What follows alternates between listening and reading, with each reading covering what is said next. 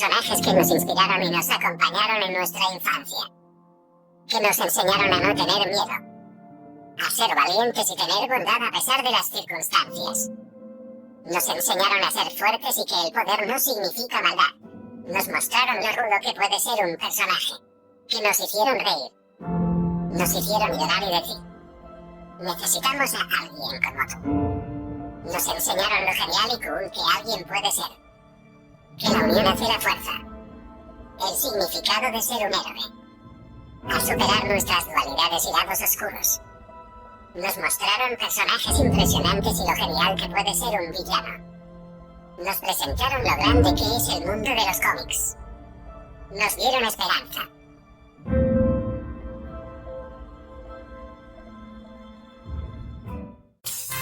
Pero Hollywood no podía esperar e hicieron un nuevo universo cinematográfico de Marvel, con algunas joyas como la serie de Daredevil o la película de Capitán América y el Soldado del Invierno.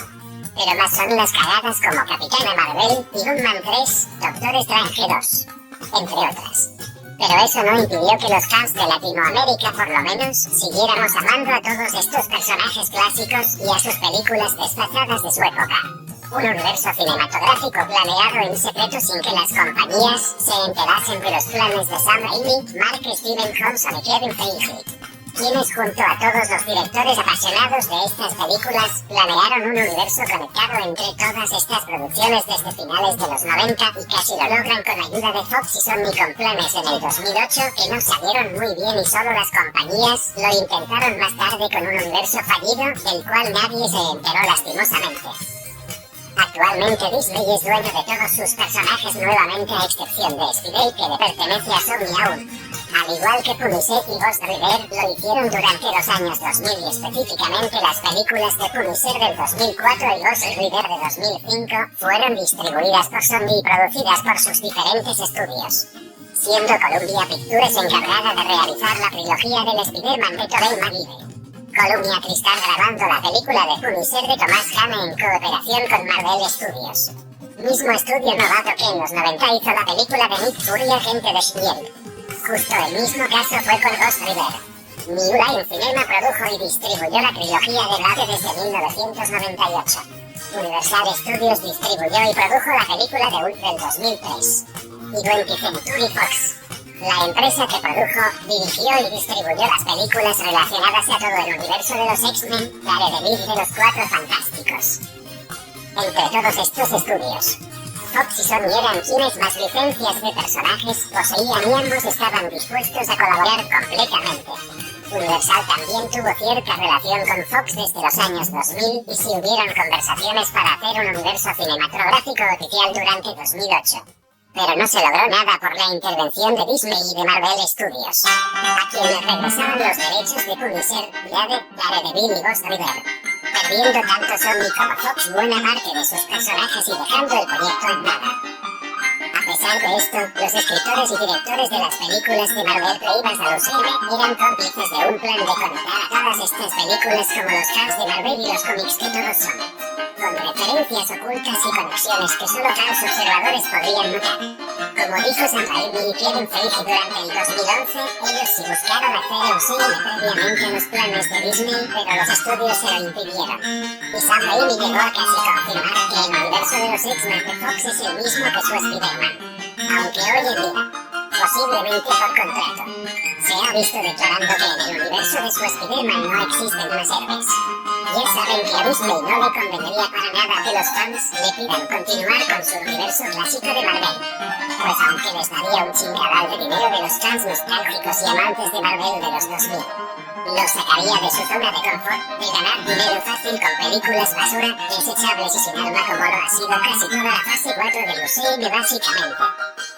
A continuación, basado en las fechas de lanzamiento y los años oficiales en los que se ambientan las películas de este universo, hice la siguiente cronología que necesitarán tomar en cuenta para entender las conexiones que daré en orden cronológico a continuación. La primera película en la cronología es la de X-Men Primera Generación. Esta realmente solo contiene conexiones al universo de los X-Men y nada relevante sobre el resto de personajes de este universo. Aunque tiene un dato curioso cuando están en los cuarteles de la CIA y uno de los agentes que apoya al grupo mutante le dice a Charles Xavier que siempre supieron que existieron pero los tomaban como un mito. Al instante se toma como que se refiere a los mutantes, pero si recuerdan muy bien, los mutantes por aquellas épocas eran muy pocos, pues el Gen X apenas se empezaba a manifestar nuevamente en el siglo XX por exposición a la radiación y no habían muchas formas de que los conocieran. Pero pues es solo una curiosidad. También existe la posibilidad de que Sebastián Shaw, quien les aclaró que era un mutante científico y longevo el cual experimentaba con otros mutantes y superhumanos para los nazis en la Segunda Guerra Mundial, pues este personaje podría ser parte de Hydra, es decir, la división científica nazi. El nombre lo dice todo. Y a la misma la veríamos luego, fácilmente siendo Sebastián Shaw parte de Hydra, buscando superarmas humanas para contrarrestar el poder de los aliados con su supersoldado. También en la película de X-Men Orígenes, Wolverine, que sucede en 1980 a excepción de los flashbacks, aparece el personaje de Wade Wilson, alias Deathpool, que al final de la película se revela que se convierte en una versión algo rara de Deathpool. Pero más adelante verán por qué no tienen por qué preocuparse de esta película. También aparece el personaje de Blob, que en su etapa joven durante los años 70 era un joven mercenario fornido y que luego se volvió sedentario y su poder de invulnerabilidad le impidió bajar de peso, cosa que en la siguiente película en la cronología se mantiene sin ningún cambio. Seguiría poco después, en el 83, X-Men Apocalipsis. Si se preguntan por qué no he mencionado la película de X-Men Días del Futuro Pasado, pues es porque sucede en el futuro y solamente se muestra el pasado por los viajes en el tiempo. En esta película de nuevo se muestra a Blob en su condición obesa y se libera a Wolverine de las instalaciones de Arma X de una forma muy diferente y 2 años después a como sucede en su película individual. Les explico luego por qué pasa esto. Sigue en el año 98 tenemos a Nick Fury, agente de S.H.I.E.L.D. En esta película se nos presenta a S.H.I.E.L.D., la sociedad criminal Hydra, y vemos a personajes como el Barón Von Strucker, Madame Hydra, el silenciador y agentes de S.H.I.E.L.D. como Alexander Pierce, que se volvió de los mejores amigos de Nick Fury. Hay también que mencionar que una de las agentes de S.H.I.E.L.D. llamada Kate Neville, la cual pareciese ser una mutante modificada genética y prostéticamente para activar sus poderes latentes, siendo una clara conexión a todo el universo de las películas de los X-Men. Esta película le fue bastante bien en taquilla en los pocos países en los que se estrenó en cines, pero no recaudó mucho a nivel mundial, y aunque es una buena película, pues nunca logró tener una secuela, pero sí estuvimos a punto de ver a este Nick Fury 2 veces más adelante.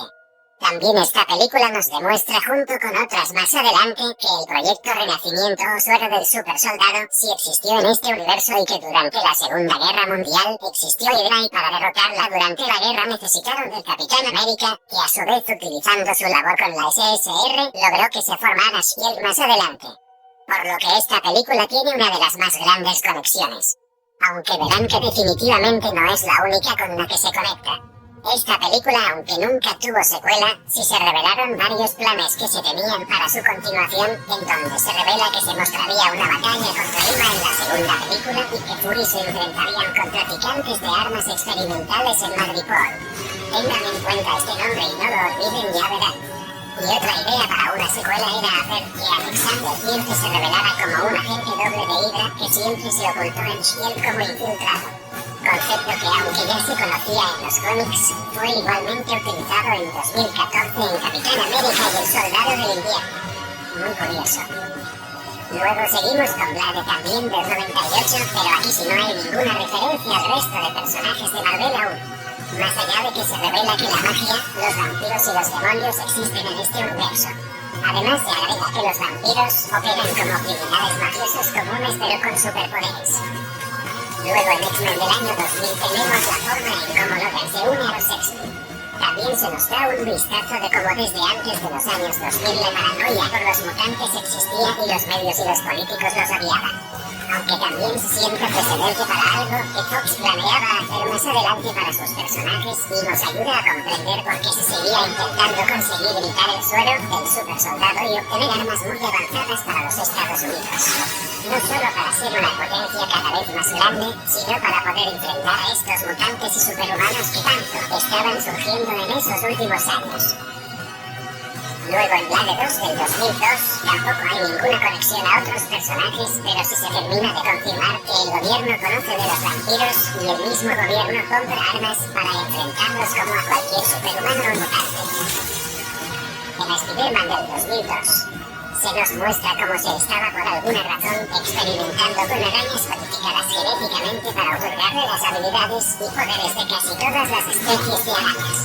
Algo demasiado conveniente y que luego picara a un chico de secundaria si fue pura casualidad, más darle poderes.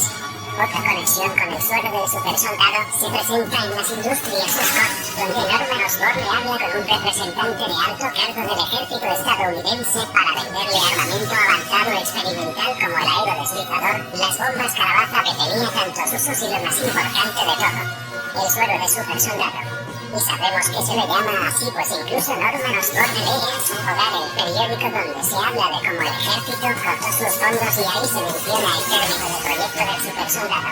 Esta es una conexión con el Capitán América Shield. Pero hay otra pregunta por hacernos. Porque el ejército estaba tan urgido por obtener resultados instantáneos en armamento y en alterar a los humanos para darles poderes. Pues es simple, en los últimos años se habían enfrentado a mutantes como Magneto y Sebastian Shaw, organizaciones como Hydra, a la existencia de vampiros y en contra el surgimiento de superhumanos cada vez más comunes y poderosos.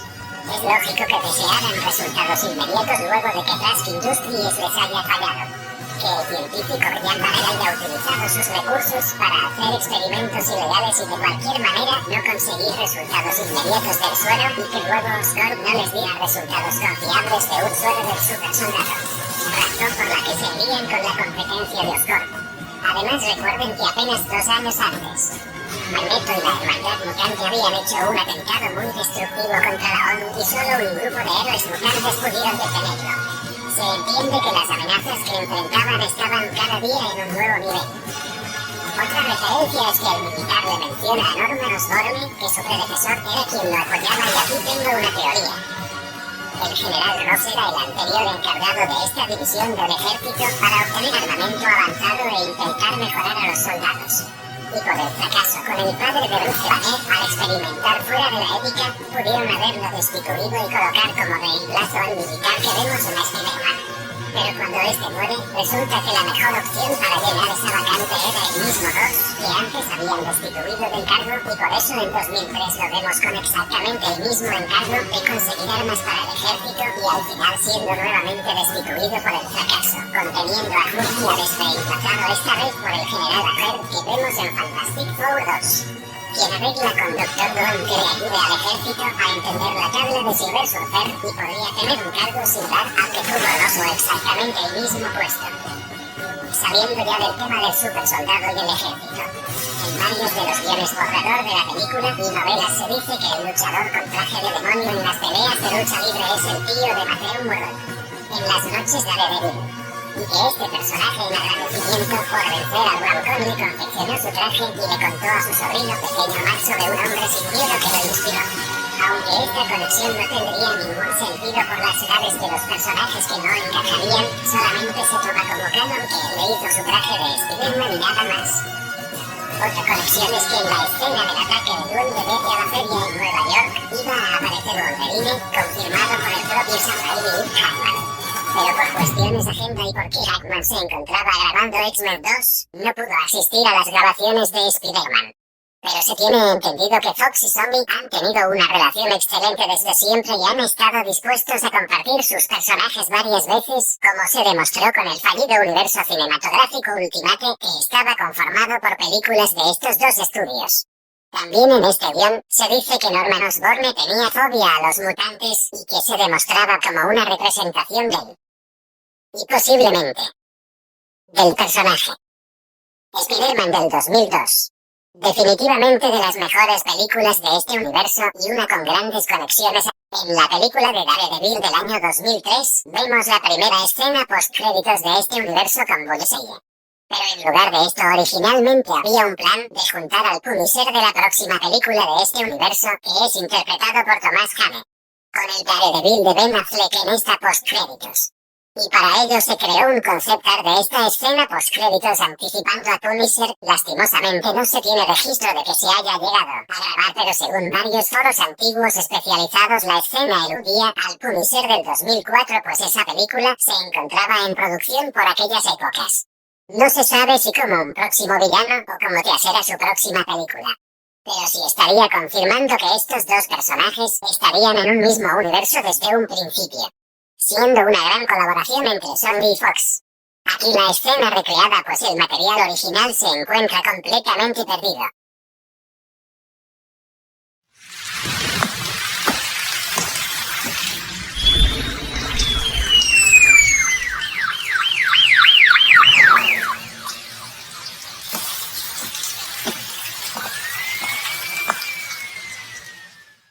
Luego en la película de X-Men 2, se nos dan varios indicios de la existencia de personajes que luego veríamos más adelante.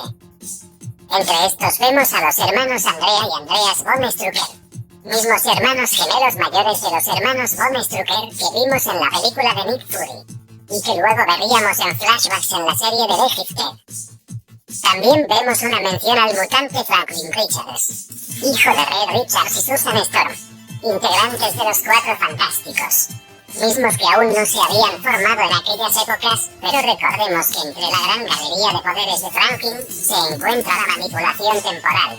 Es decir, que puede viajar en el tiempo y como a los mutantes se les clasificaba, y en esta sección en la que se ven estos nombres se encuentran personajes de gran poder y proyectos del gobierno o de extranjeros, pues tiene sentido que en un viaje que haya hecho a esta época lo hayan registrado por su gran poder y por ser un mutante. Luego en otros archivos vemos a proyectos como Cero Tolerancia o los proyectos de Industrias Trask que se dedican a cazar mutantes por las alarmas que se despertaron desde el asesinato de Bolívar Trask en 1973. También se nos muestra que ya hay conocimiento del proyecto Blackbeard por el gobierno y que tienen información sobre este modelo de avión espía. Ya verán que este dato tiene importancia en otras películas. También vemos la existencia de programas como Arma X o la respuesta canadiense a tantos superhumanos y mutantes de parte de Estados Unidos. Alpha Fleet y Gamma Fleet, siendo el primero un grupo de superhéroes canadienses entre los cuales no solo se encuentran mutantes, sino también supersoldados, aliens, seres mágicos y hasta superhumanos con radiación gamma. También se nos muestra el proyecto Gamma Fleet, que está conformado solo por este último tipo de superhumanos con radiación gamma y es una respuesta al equipo Gamma Corps de los Estados Unidos creado para contener y detener a Hulk. Curiosamente, justo luego de X-Men 2 salió Hulk del 2003 a los cines. También en estos mismos archivos vemos al virus Legacy, que es un patógeno que en los cómics quita los poderes a los superhumanos y a los mutantes. Creado por el programa Cero Tolerancia, y es este mismo virus el que Transigen utiliza en todos los productos de consumo comercial para erradicar a los mutantes, dándonos a entender que este plan de contingencia se tenía archivado desde esos años y posiblemente se puso en marcha desde aquel entonces.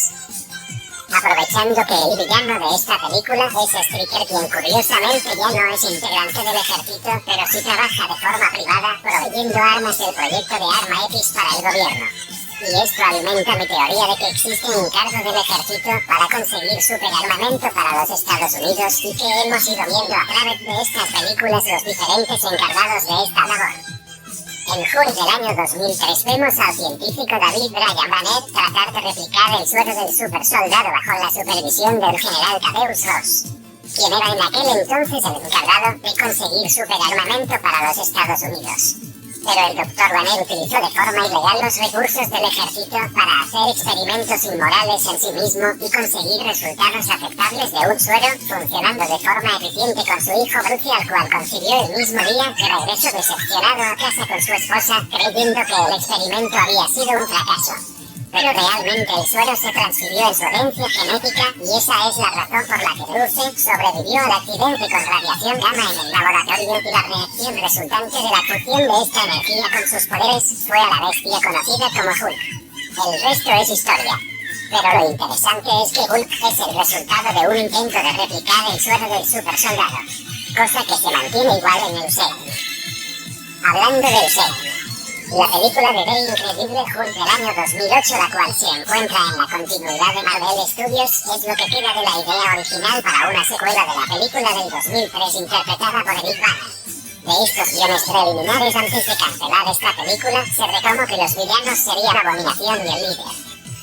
También se tenía planeado que Abominación fuera el resultado de la fusión de un suero del supersoldado defectuoso y sangre gama de Hulk, igual que en el UCM.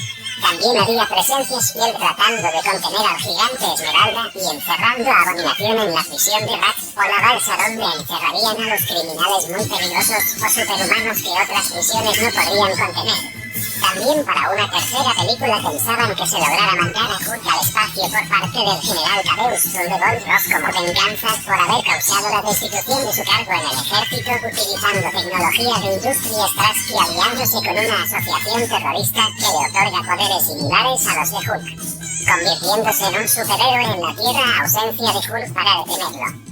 También había presencia Rick Jones, amigo de la Universidad de Bruce Banner, quien se enteró de la condición de Hulk y trataría de regresarlo a la Tierra usando la tecnología de Industria Strask de la nave en donde lo mandaron a sacar, donde estaría peleando en un coliseo por su vida. En las escenas en este planeta se haría mención a Galactus y a su heraldo Silver Surfer, quien devastó los mundos de varios personajes exiliados a este planeta. Al Hulk lograr escapar de sacar en la misma nave que lo trajo. Este regresaría junto a un virus el cual absorbía la radiación gamma y con el cual lograría detener al Hulk rojo y con ayuda también de su nuevo amigo con poderes. A Bobby también del físico y biólogo colega de la Universidad de Bruce Banner, Hank Pym, quien utilizaría un traje experimenta el cual le permite encogerse a un tamaño diminuto para entrar en la tecnología de Trask con la cual contuvieron a Hulk para mandarlo al espacio y utilizarla en contra del Hulk rojo. Estas películas se veían prometedoras, pero lastimosamente la primera película no recaudó lo suficiente. Pero veremos luego que las demás películas no olvidaron a este personaje. Luego en The Punisher del 2004 no hay ninguna referencia a otros personajes, pero sí en Spider-Man 2 del mismo año, donde tenemos un cameo del Punisher de Thomas Hammer, aunque es interpretado en esta escena por el doble de acción del actor antes dicho por diferencias de agenda. Se tiene entendido por parte de Sam Raimi y el mismo Thomas Hammer que sí es su personaje el que se quiere mostrar en esta escena, y también en la novelización de la película se hace referencia a esto, por lo que tenemos la confirmación de que The Punisher está en este mismo universo. Junto a la escena post-créditos descartada de Daredevil, podríamos también agrupar juntas a estas tres películas. Luego, según la novelización y el guion original de Spider-Man 2, en la presentación del Dr. Octavius de su función de Pritio, vemos a esta mujer rubia en la escena, pero en la novelización nos dice que en lugar de la científica veríamos a Hank Pym, o el superhéroe Ant-Man, quien se deseaba que fuera el mismo actor que protagonizaría la cinta nunca realizada dirigida por Ed Abril, que se venía planeando desde el 2003 y antes incluso de los planes de un UCM de Marvel Studios. Otro dato de este libro es que los tentáculos del Dr. Octopus serían fabricados por Stark Industries, que se nos presentaría en esta película como una empresa que colaboraría con Oscorp en la búsqueda de fuentes de energía limpia a gran escala, pues la tecnología de Stark sería compacta y para uso corto, similar al reactor ARC que vemos en el UCM. También se habla de una mención a los eventos vistos en Hulk del año 2003 por parte de unos militares en una escena que nunca vimos en la película. Igualmente tendríamos referencias a Kingpin, que fue uno de los villanos barajeados para esta película antes de decidirse por el Dr. Octopus. Y de igual manera se habló de que el Dr. Octopus podría ser un mutante con habilidades tecnópatas igual que en el universo 616 de los cómics de Marvel. En la escena con JJ Jameson poniéndole nombre al nuevo villano. Entre los nombres para elegir mencionan al Doctor Extraño, claramente una referencia al hechicero supremo de los cómics. Posiblemente en referencia a la misma versión del personaje que veríamos en la película de Doctor Strange dirigida por Guillermo del Toro y Neil Gaiman, que lastimosamente nunca salió a la luz por capricho de Marvel Studios. Otra referencia de la novelización es en la escena del discurso de la tía May, donde le dice a Peter que vendió sus revistas. En la novelización se explica que Peter de niño leía mucho los cómics del Capitán América y que esto le ayudó a superar la muerte de sus padres, pues creía que Red Skull los había matado y que el Capitán América los vengaría, ignorando que el Capitán llevaba más de 50 años supuestamente muerto. y por eso su cara de ligero disgusto, pero comprensión al oír que la tía May hizo esto.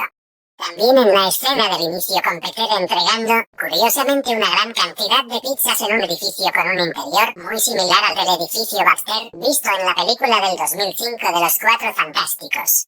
Mismo que se confirma que existe en este universo por la novelización, en donde la secretaria del JJ Jameson le recuerda a este último que tiene una entrevista con los científicos Ham y Red Richards para dar su opinión sobre la imprudencia del Dr. Octavius en su instrumento.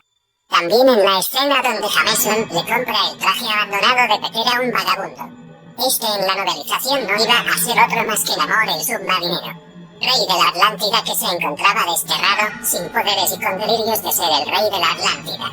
Personaje cuya película cancelada se planeaba desde el año 2003 y comenzó a producirse por el 2005 por Universal Studios, misma productora de Hulk, y por Fox, quien era en parte dueña del personaje por su origen mutante. Esto haciendo que sea del mismo universo que los Cuatro Fantásticos, Daredevil y los X-Men. Equipo con el cual se planeaba hacer un trozo de la voz del mismo Bryan Singer. Y por esto le pidieron a Marvel que Namor empezara a utilizar un cinturón de X y tener más crossovers con los Fantásticos y los X-Men en los cómics de aquellos años, para acostumbrar a los fans a ver al atlanteano con este equipo. Pero lo más interesante de esta referencia es que fue autorizada por el mismo Universal y por Fox a Sony y a Sam Raimi en petición como una pequeña publicidad a su próxima película en su saga más reconocida. Pero al final no se colocó en la película por razones desconocidas. Debo aclarar que las novelizaciones son canon y únicamente extienden lo visto en la película. También del 2004. La de Trinity nos muestra que estaba haciendo Wade Wilson por aquellos años con su vida, siendo un cazador de vampiros y bajo el nombre de Hannibal King, posiblemente por ser un fugitivo de la ley por sus trabajos como mercenario o también por su pasado como un vampiro esclavo que fue convertido nuevamente en humano poco antes de los sucesos de esta película, explicando así por qué mantiene la misma apariencia física que tenía en los 70s. En esta película Wade Wilson o Hannibal, como quieran llamarlo, nos termina de confirmar que las armas mata vampiros no son creadas todas por Blade, sino que en su mayoría son creadas por empresas armamentísticas privadas que venden armamento contra superhumanos al gobierno. Y aunque no se confirma qué empresa es, ya tengo algunos sospechosos muy posibles como responsables de este trabajo.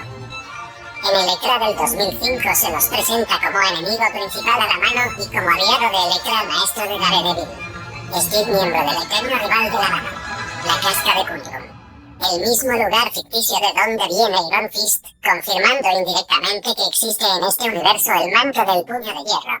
También vemos uno de los tantos clanes de la mano, siendo este el escuadrón mutante de la mano. Y hay que señalar que los tres principales clanes de la mano son el clan Tierra, el clan Negro y el clan Sangre. Tengan en cuenta esto más adelante. En esta película, Elektra se enfrenta al clan Negro caracterizados por sus trajes negros y su uso mayoritario del arco, y a una unidad especial para cazarla, y se nos muestran cosas muy interesantes respecto a sus miembros. Primero vemos a uno de los altos mandos de la mano, Typhoid Mary, quien es una mutante de poderes telequinéticos y psiónicos. Aquí veremos en adelante varias referencias a los mutantes que pertenecían a Fox en aquel entonces, misma empresa que produjo esta película. Otro integrante con superpoderes de la mano que ataca a Elektra es Stone, ex miembro de la casta y que cuenta con poderes mágicos provenientes del uso del chi igual que Iron Fist. Y esto nos sigue confirmando que lo místico existe en este universo. También vemos a Cloud 9, cuyos poderes provienen de un experimento del gobierno para recrear el experimento de los Kree sobre los humanos, para crear a los inhumanos, y al ella involucrarse termina con poderes para controlar la niebla terrígena como un arma, confirmando que los inhumanos podrían existir en este universo. Y el último personaje importante es Katara, cuyos poderes mutantes consisten en utilizar sus tatuajes como armas. En los cómics es hermano de un miembro sin nombre de Genetics Base, una rama de Sex Company que trabaja potenciando mutantes igual que Arma X. El personaje de Tatoo es quien en los cómics le hace los tatuajes al mutante Inc. que vemos en la película de X-Men Días del Futuro Pasado. También quisiera aclarar que en los cómics la mano obtiene sus recursos y tecnología de Hydra y de la Asociación Criminal IMA, quienes les proveen de armas a cambio de servir en varios de sus planes como aliados o ejército personal, siendo una gran amenaza. La película del 2005 del Hombre Cosa no tiene ninguna referencia al resto del universo Marvel. Pero ya que no rompe de ninguna forma la continuidad y es de los años 2000, decidí incluirla en la cronología de este universo. En la película del 2005 de los Cuatro Fantásticos se nos muestra una presentación de Reed Richards y Ben Grimm a Victor Von Doom para convencerlo de financiar su expedición espacial de recolección de datos de una tormenta cósmica. Se explica que una nube de radiación cósmica cruzó por la Tierra hace millones de años. Pero lo curioso es que en la teoría de Reed, esta nube ayudó a especies de la Tierra a evolucionar más rápidamente. Cosa que en la vida real sucede pero de forma constante, lenta y con radiación solar continua que afecta nuestras estructuras genéticas a largo plazo, ayudándonos a ser más resistentes a su radiación y aprovechando su misma energía para avanzar biológicamente. Y puede que en este universo, esta pequeña ráfaga de radiación cósmica haya causado alteraciones en el genoma humano y provocando mutaciones genéticas en los antepasados homínidos que darían lugar al gen mutante en la humanidad. Uno de los mutantes más antiguos es el Sabanuro Apocalipsis, quien fue de los primeros en portar el gen X por el mundo, pero claramente no fue el primero ni el único, ya que se nos muestra que en todas sus vidas ha tenido jinetes poderosos que lo han acompañado y nunca se dice que fueran sus hijos o parientes, así que es imposible que hubiese sido el primer mutante, por lo que esta ráfaga cósmica radioactiva fue lo que dio origen a los hijos del átomo en este universo de Fox. Y esto tiene mucho sentido, pues los Cuatro Fantásticos fueron irradiados con esta energía que les causó una especie de cáncer favorecedor igual que en los cómics, el cual los ayudó a adaptarse velozmente a los cambios que sufrieron durante la exposición a la tormenta.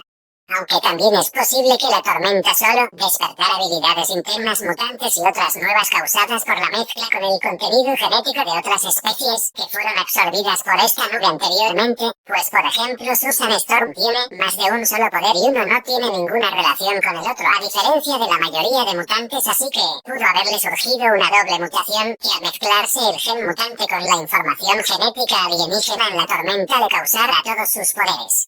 O la mole que directamente se fusionó con los genes de un croniano como en los cómics. Todo esto dando paso a que se volvieran superhéroes no discriminados al nadie creer que eran parte mutantes. Y hablando de superhéroes y vigilantes, este término es utilizado de manera demasiado común en casi todas las películas de los 2000 de Marvel y la gente parece no sorprenderse por la existencia de estos seres tan poderosos. Por ejemplo, el Daily Bugle solamente hablando de los actos de Spider-Man y no preguntándose por qué este individuo tenía estos poderes. O con Ghost Rider siendo perseguido por la policía como un criminal común y actuando completamente normal en el trabajo y aun cuando sabían de lo que era capaz, lo encierran en una prisión común junto a los demás criminales.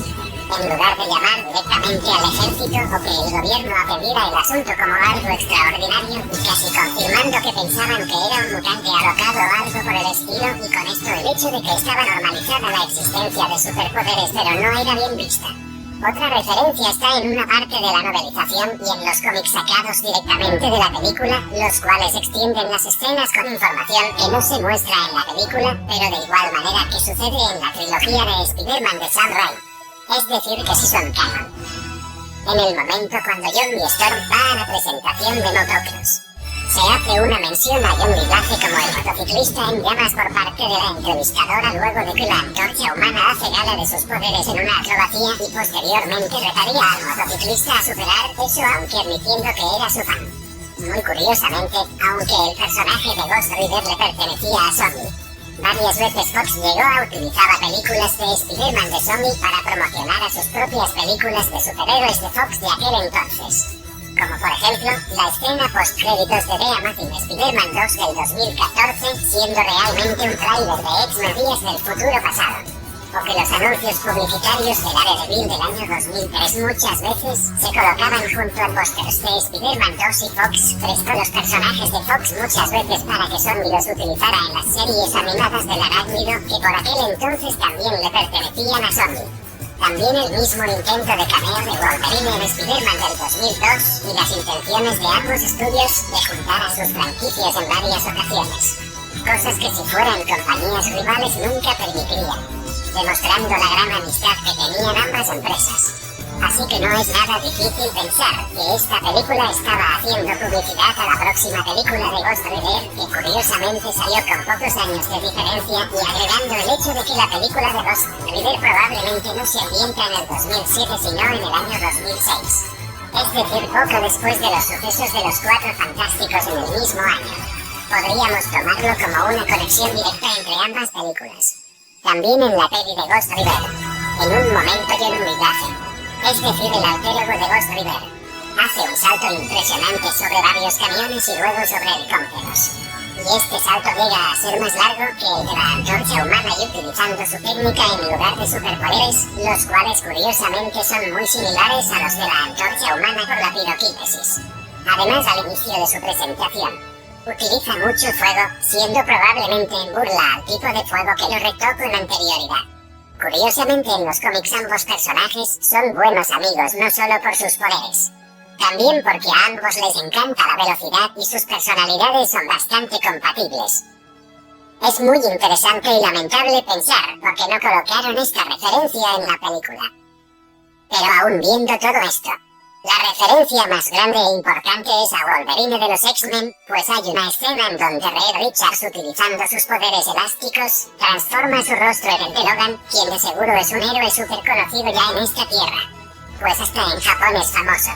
La cuestión es que esta referencia no es solo una broma simple al actor Hugh Jackman, ya que Fox confirmó en su momento que las películas de los X-Men y los Cuatro Fantásticos están en el mismo universo, similar a lo que sucede con las películas de Elektra y Daredevil. No es una cuestión de suponer si están o no conectadas, sino que el mismo estudio lo confirmó, así que pueden estar seguros que estas conexiones son muy válidas. En Spider-Man 3 del año 2007, que por cierto en realidad ocurre en el año 2005 por escenas que lo confirman. Y aquí pues como tal no vemos ninguna conexión directa a otros personajes de Marvel, aparte de la referencia hablada en la escena cuando pelea contra el Hombre de Arena en el tren subterráneo, pero nada más que eso. Lo mismo sucede en la novelización, pero por el contrario en su videojuego del mismo año 2007 llamado Spider-Man 3 The Video Game, específicamente las versiones para PlayStation 3. Xbox 360 y para PC. En este videojuego en específico, vemos plasmadas muchas de las ideas descartadas de Sam Raimi para sus películas de Spider-Man, que fueron eliminadas por distintas razones. Esto pues el juego fue supervisado creativamente por el director, quien también funcionó como guía en la historia de este videojuego. Entre las ideas de este videojuego está la inclusión del Kingpin junto con implicaciones hacia Daredevil y villanos de Spider-Man que no vimos nunca en las películas. Menciones a los Cuatro Fantásticos, que son muy similares a los del año 2005. Pero lo más relevante de todo es que en estos videojuegos, los tentáculos del Dr. Octopus sí son obra de Industrias Stark. Y en los archivos del videojuego hay un arte conceptual de Iron Man cercanamente similar a los primeros conceptos y diseños de la película de Iron Man, que empezó a producirse desde el año 2004 por New Line Cinema, misma productora de Blade, y que luego fue continuada por Fox, quienes fueron los primeros en buscar cast, y fueron ellos también quienes casi eligen a Tom Cruise como Tony Stark. Pero el Iron Man visto en este videojuego toma inspiración de los primeros diseños del mismo Iron Man que vemos en su película del año 2008, únicamente que aquí tiene su diseño previo al que usarían finalmente en la película. Luego en X-Men la batalla final tampoco vemos alguna referencia a otros héroes, pero sí el inicio del exterminio pacífico y discreto del Gen X por parte del gobierno y las empresas, cosa que veremos luego más refinada y sutil en el futuro de Logan y los nuevos mutantes. Esto a partir del virus Leaki, que se creó a partir de un mutante con poderes supresores de poderes en la película, el cual no funcionaba bien pues su efecto no era permanente XD. Por eso decidieron utilizar la comida y suplementos para erradicar la descendencia mutante luego de ver que despojar a los mutantes de sus poderes era algo imposible. Por cierto, el Trask que vemos en esta película no es el mismo que murió en el 73, sino un familiar de este personaje que heredó la empresa.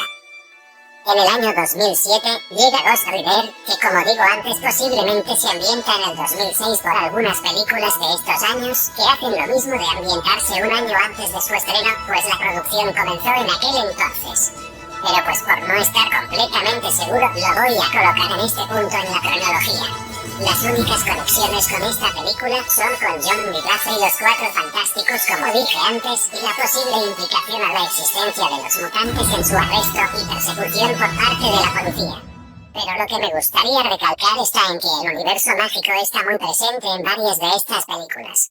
Desde la teoría de que la segunda personalidad del Duende Verde de Norman realmente es un demonio el cual lo poseyó al morir y por eso su hijo, a pesar de usar el mismo suero sin modificación alguna, no enloqueció. Los personajes directamente relacionados a lo mágico y místico y los mutantes cuyos poderes y orígenes tienen relación con la magia o directamente hacen uso de esta. Todo este concepto místico es siempre consistente en su lógica y en lo que puede o no hacer en este universo de forma muy bien trabajada. Énfasis en que el infierno existe en este universo para más adelante. En Los Cuatro Fantásticos y Silver Surfer, se nos presentaría a Nick Fury para ayudar a los héroes a vencer a Galactus teniendo a Shield como aliada. Pero por cuestiones de derechos compartidos con Marvel Studios, estos últimos no permitieron utilizar al General Fury para unificar a todas estas películas. Pues en este punto, con excepción solo de New Line Cinema al inicio y de Marvel Studios, ya todas las empresas se habían puesto de acuerdo para unir a todas sus películas en un solo universo cinematográfico. Pero tras no poder hacerlo, cambiaron al personaje por el General Ayer que vemos en la película, quien por cierto es solo otro sucesor de puesto para conseguir armamento antimetahumano para los Estados Unidos. Pero todo esto aún no dio por vencido a los amantes de los cómics que actuaban como encargados de estas películas y solo corrieron el cameo de Nick Fury a la película de Iron Man del 2008, donde igual quitaron la escena completa, así que no sirvió de nada. X. Pero bueno, con respecto a cómo iba a ser el Nick Fury de esta película, a diferencia de cómo nos indican las imágenes, este Nick Fury no sería el que vemos en el UCM, que está basado en la versión ultimate del personaje, ya que esta aún no era muy popular por aquellos años por cuestiones variadas. Por lo que en su lugar querían a David Hasselhoff para reinterpretar al agente tuerto. Pero por lo que indiqué que pasó anteriormente, esto no se pudo. También, en esta película seguimos teniendo confirmación de la magia por medio de la alquimia que usa Dr. Doom para utilizar la tabla de Silver Surfer, quien es un alienígena comandado por el Devorador de Mundos, Galactus, a quien ya se planeaba tisear desde la trilogía cancelada de Hulk. Lo que sorprende no es que sean aliens, sino que los humanos ya hayan tenido aparente conocimiento de la existencia de estos. Pues vemos a Red y Susan hablando de planetas arrasados y despojados de vida por obra de Galactus y no se sorprenden por la existencia de aliens. Lo mismo sucede en Spider-Man 3, cuando el Dr. Curtis Connors estudia al simbionte y no parece sorprenderse ni hace un revuelo mundial por haber descubierto una especie alienígena. Más bien parece cuando llevas a tu perro al veterinario para saber qué raza es, teniendo continuidad entre estas películas. Y bueno, la razón de por qué hubiera sido tan importante esta conexión con Nick Fury es la misma que en el UCM, donde este personaje unificó a muchos superhéroes en un solo equipo para enfrentar a un gran mal. Pero en este caso, era para dividirlos, pues en la película de Fantastic Four 3, veríamos un enfrentamiento entre varios héroes por un registro superhumano para todos los habitantes con superpoderes en la Tierra. Y esto no gustó a los X-Men y otros héroes que, como dije antes, ya estaban en planes para este universo cinematográfico para al final enfrentarse a un enemigo en común y reconciliarse. Pero es que crossover da para otro video.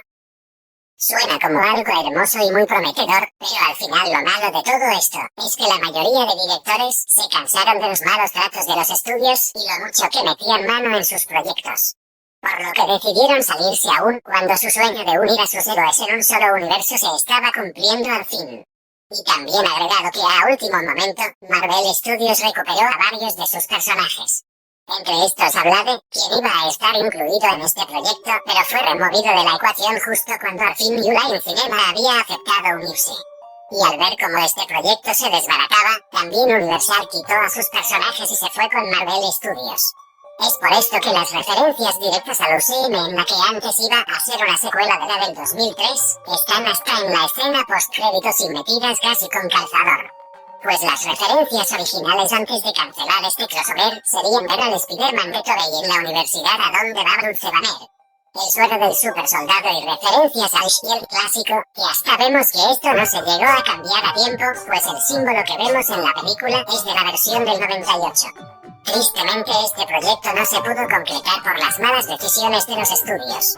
Y por ello es que solo Zombie y Fox juntitos decidieron unir a sus personajes en su propio universo cinematográfico, el cual al principio se planeaba estaría también en el UCM junto a los Avengers, y por eso vemos referencias a esto en sus películas.